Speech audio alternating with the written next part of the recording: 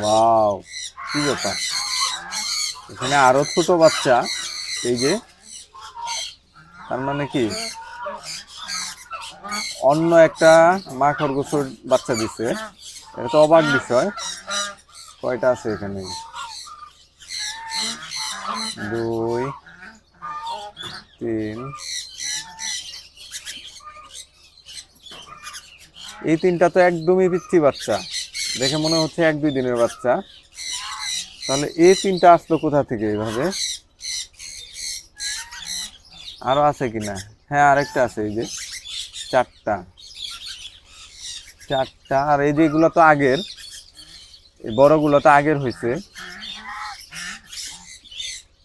আগের 4টা। এখন কিন্তু আরো 4টা দিচ্ছে ছোট বাচ্চা। 4টা কই? এই যে আরেকটা, 5টা। তার মানে হচ্ছে গিয়ে এইখানে